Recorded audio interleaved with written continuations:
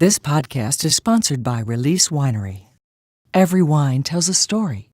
Each growing season, it's our goal to create an artisan Napa Valley wine of exceptional quality. Join us as the story of this ultra-limited wine continues. Learn more at releasewinery.com.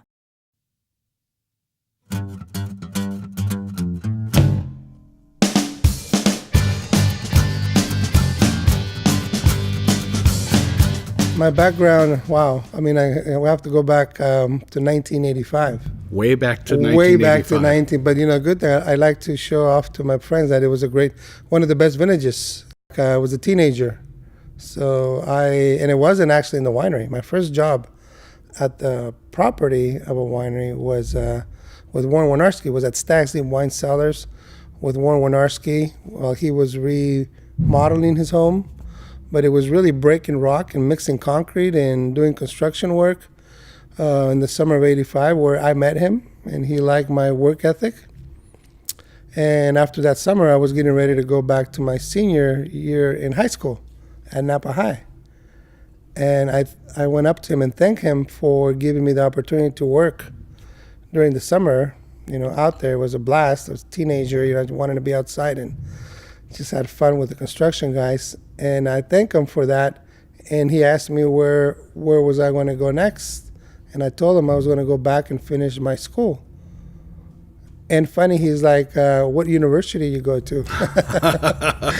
So I laugh, I smirk, and I say, oops. I go, actually, I'm finishing my senior year in high school. And, long story short, we start talking. He offered me a job, and I didn't know what a winery was or what harvest was, and he explains to me that I could come in there and work during harvest of 85 at night, because I told him that I needed a job at night, so I could do high school from 8 o'clock till 2:30, and I needed a job from 3:30 till 11 or midnight. He's like, you can do that here. So I said yes, and the rest is history.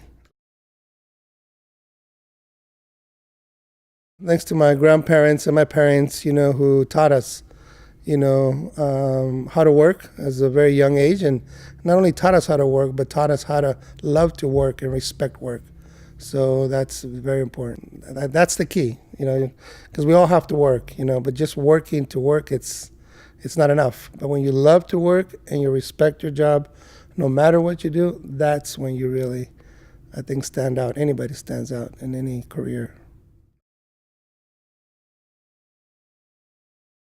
Born in Mexico, in the state of Michoacan, a small village named El Llano, which means the plain. And one of the wines that actually my only blend, I make a wine in honor of my hometown, where my grandparents taught me how to work in the fields and taught me have the respect of Mother Nature as farmers. So I was born there, and my father brought us here when I was 8 years old. So that was 1975.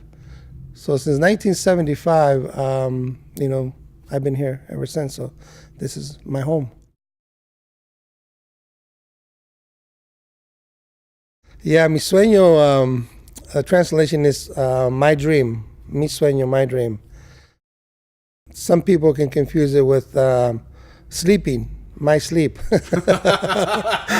Because, you can also use the word, they say, if you're sleepy, you say, tengo sueño, I'm sleepy. But we use it as mi sueño, is my dream. And it's really, a dream, a bigger dream than my wife had never imagined. I really loved this industry. I love being a cellar rat, cellar worker, every bit of it that goes with it. From scrubbing floors, drains, washing barrels, tanks, filtering, crushing grapes, I think it's fascinating. It's a lot of fun. And that's why the name, even though all my friends, none of them supported the idea of using the name for the right reasons, for marketing reasons, But there was something in me that I feel really connected with that name since day one. And once my wife and I decided that, let's give this a try. With credit cards and, really no financial backup. But we started very small with 200 cases. So and me working 2 or 3 jobs, I told my wife, I think we can give it a shot for at least 3 years. And the name was easy. And I told my wife, you know what, it's going to have to be Mi Sueño with all the challenges ahead. It goes to say that you just got to follow your heart, your instincts, your passion, listen to your soul, your heart, and do that. And that's what I really had to do, really deep inside. And like, gosh, I can see this is going to be really hard from that side. But if I don't follow my feeling, my instincts, that would be failing. I'm always going to have that with me. So I told my wife, we're going to do it. And I knew that the wine was going to be good. I knew that the quality of the wine was going to be outstanding. I had a style in mind that I felt very comfortable with back in '97, being a Chardonnay. And the fact that I was very involved 100% on the farming, on the picking, on the cellar. I mean, we did it all 100%. I had no doubts. So I leveraged on that. And I said, I know the name is going to be challenging, but when people pull the cork and they taste it, the wine's going to do the rest of the work. Like Warren used to say, I'm going to let the wine do the talking. Let's let the wine do the talking. And we've been very fortunate from day one, by making, Chardonnay, very Burgundian style, with very little oak, 100% malolactic, but refined with good minerality tones, good acidity, not way over the top. It was very well received from day one, So I'm glad that we chose the name, that we stuck to it, and it's one of the things that we get most compliments on now. And I love sharing the story because I'm like, yeah, that was hard. It's one of the hardest things probably I was faced with making that decision. Coming from a very humble beginnings in Mexico, a lot of my family, uncles, they had a big problem with alcohol. Alcoholism in the whole town in Mexico is just, that's what people do. They start drinking young, and I had a lot of that issues in the family, and I still do some. So, and my dad had a problem with it also for some years. So I grew up loving sports and hating alcohol. But I didn't know nothing. I didn't even know wine existed. I just didn't like the effect of alcohol, period. But I was already the seller. This was 1990. 1990, in one of my conversations, because I didn't, for the first few years at Stag's Leap, I didn't touch wine.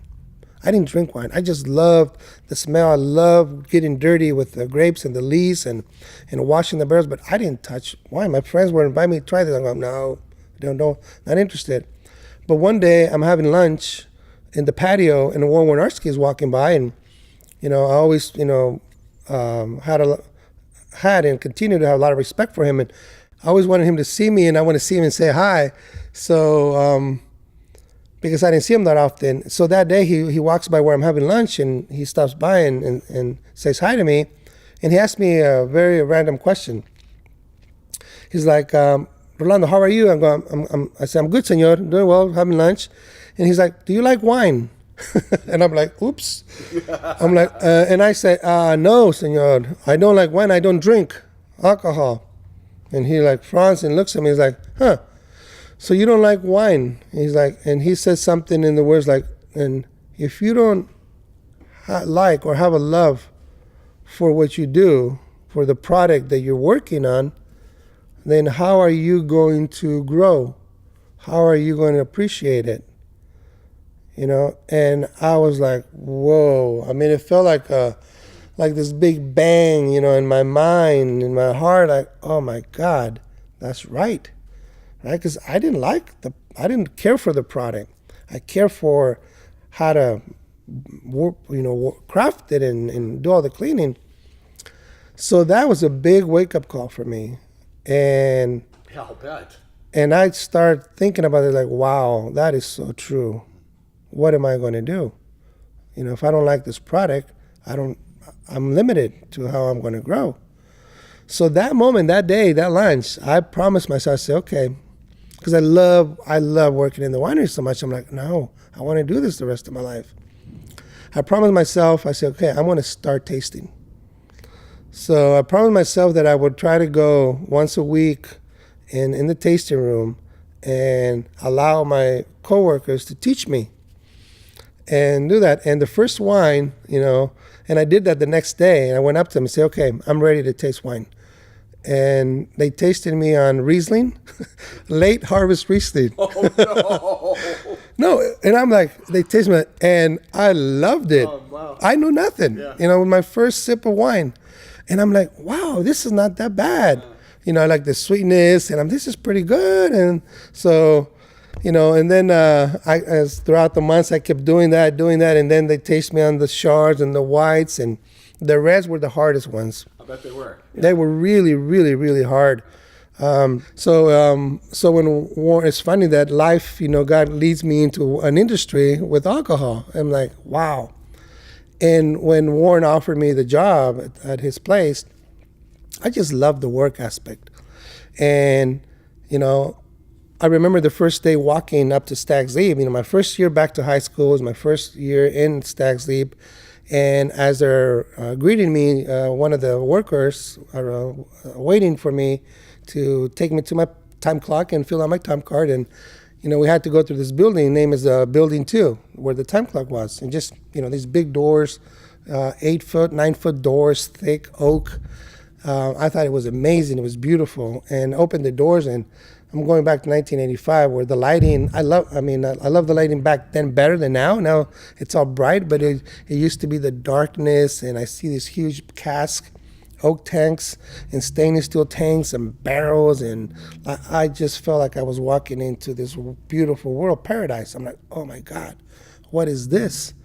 And I loved it from first moment I set foot, punched my time card, and my first 2 years was all cleaning, because I was coming in at nights. So it was really pick up the hoses, cleaning the barrels, cleaning the floors, cleaning the tanks, but I loved it. Cleaning the lease filters, getting dirty. I couldn't finish a project fast enough because I wanted to see what else they wanted to put me to do. Because in winery, there's so many things. And I don't think I did the same, I should say the same, we did the same job a lot, but there wasn't a day, I felt like there wasn't a day for the first 3 years that I wasn't seeing something different. And that really excited me. I loved it and allowed me to grow. To a certain degree, I felt like I was already there before. When you're in a place and things just feel natural to you, you love it, and you're learning, and things are just coming. And everybody loved me there. I was a teenager, everybody loved me because I was picking after everybody, the cellar masters, so they love, and I was always behind, hey, let me help you, right, pick up the hose. And so it was a lot of fun, from the first moment, and I grew tremendously there. I spent 10 years there, and things started opening up. A cellar master left in 1987, 88, and Warren, surprised me by offering me the cellar master position, right at age, 20, 21. What an honor. It wasn't an easy yes either. I really had to think about it. One, I was very surprised. It was a great honor, but I didn't know. I had no idea that, Warren had that much confidence in me. I was just having fun. I was like a little kid in a training camp, right? And you're passing all the tests and surpassing all the tests, and then you get promoted to a very high level. So after really thinking about it for 2 weeks and talking to them and feeling the support that they would give me, because I was very honest to myself. I said, listen, I love what I do. I don't want any promotion to affect my job, and I'm not sure if I'm ready, because I was doubting myself. I didn't know. But they're like, Warren and my other coworkers are like, no, Rolando, you can do it. You're already doing it. You will support you in all the things that you haven't done. So I said yes, and I did that for 7 years, and it was great,